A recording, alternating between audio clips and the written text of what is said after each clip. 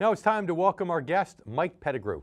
Mike is the author of several best-selling books, including Unlock Gratitude Now and The Most Powerful Goal Achievement System in the World. He has built and sold more than 15 businesses, and his companies have made millions.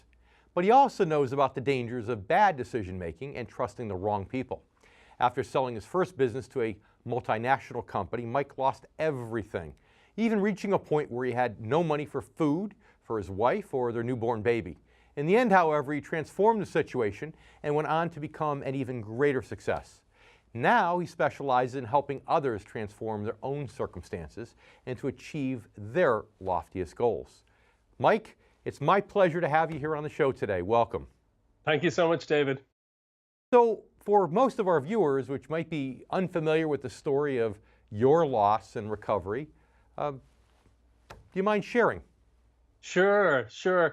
Well, I started my first, I started my first business when I was 15, but I started my first real business when, back in 1987, and it was a plant business. We rented and sold tropical plants to offices, and that went great.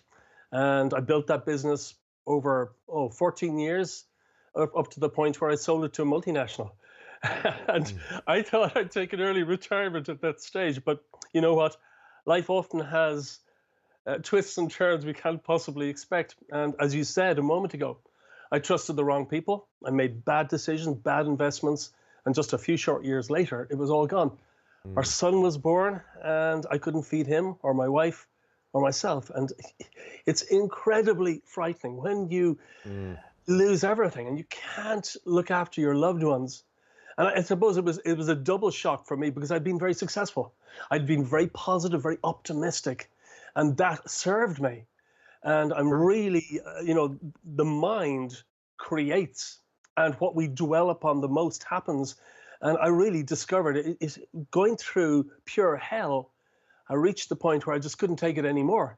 And I don't know whether my prayer was answered, but I vowed to the universe, this has got to change. I must change. I will change. And the very next day, I picked up a book written over 100 years ago. And that book, David, was all about the power of gratitude.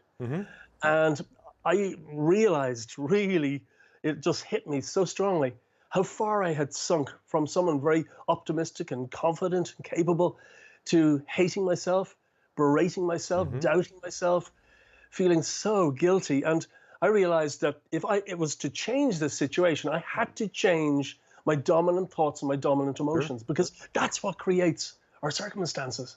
Yeah, hard reality. People beat themselves up all the time when something goes wrong. You know, I had an incident like that too. I talked about on a recent show over the last couple of weeks where I was in my early 20s. I trusted an old high school friend, and I actually borrowed money to invest in his company and ended up losing 6 figures. Now, I was just me. I didn't have a family to worry about, so it wasn't quite as bad. But I also find when I look back that taught me a lot, not just about gratitude, but also more tangible things about how to make good financial decisions, or how to avoid financial decisions. So tell me, what other, beside the mental game and the gratitude, what else did that experience teach you? To be honest, it taught me the power of negative thinking. It taught me, I had experienced the power of positive thinking for many years. It taught me what most people experience to quite a degree. And it was shocking. And I've come out the other end, and it really was through doing gratitude practices. But I've come out the other end, and like you, I learned so much from this experience about the mind, about human beings, human nature. And I'm so grateful for this experience now, so grateful, because it now enables me to help people all over the world, large numbers of people all over the world, overcome their own difficult situations and help them expand their, what would you say, their degree of possibility dramatically. And I think it comes down to baby steps. When we take small, consistent actions, they add up. You know, the saying, a journey of 1,000 miles begins with a single step. And as you said, not beating yourself up is the beginning of it. So listen, I hear the music playing in my ear. That means we need to go for a commercial break. We'll be right back in just a minute. Stay with us, Mike.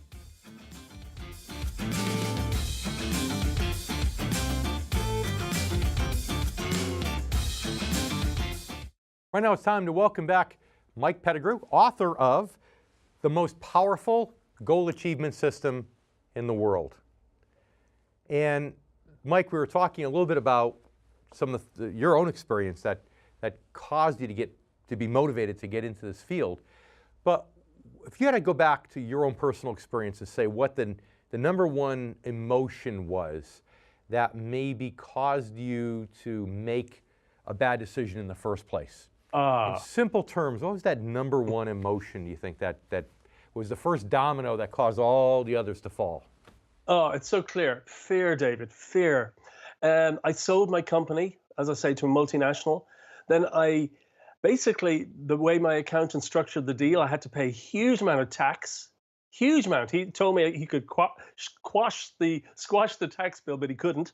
And when I discovered that he wasn't able to help, I suddenly started panicking. I thought, oh no, I'm going to have to go back into business.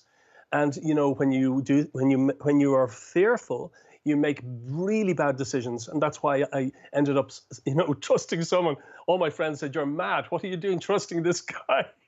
But fear, absolutely. That's the biggest. It's a biggie. I mean, do you think that most people are aware of how strong a role personal psychology, specifically fear, plays in their decisions in determining financial success or failure? Or do you think most are really maybe oblivious to it to a certain degree? I really believe, David, most people are oblivious. And it's not just fear and negative emotions. We're all conditioned. This is the biggest problem. The one thing that stops people achieving a better life, achieving financial freedom and success is, well, all these subconscious beliefs that we have. And, we're conditioned from the moment we're born.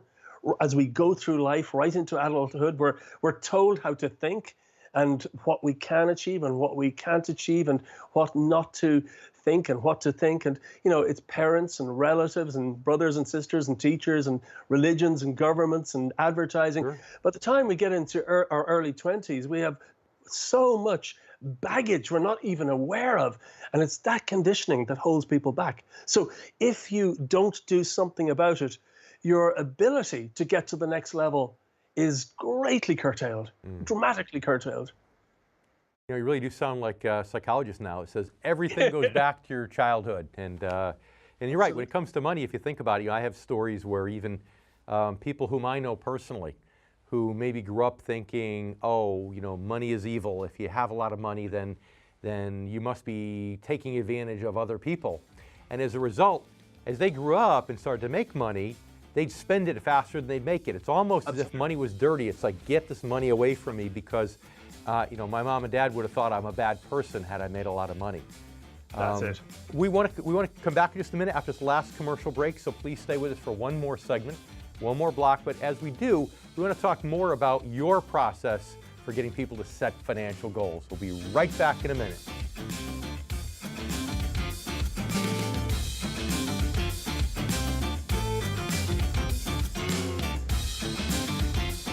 Right now it's time for one final block to welcome back Mike Pettigrew, author of The Most Powerful Goal Achievement System in the World. Mike, if you were teaching me about how to set and achieve goals, how would you go about doing it?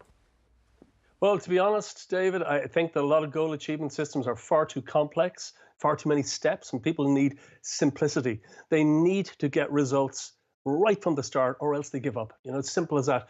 So the most powerful goal achievement system in the world is only a 7-step process. And I go into it obviously in detail in my bestseller.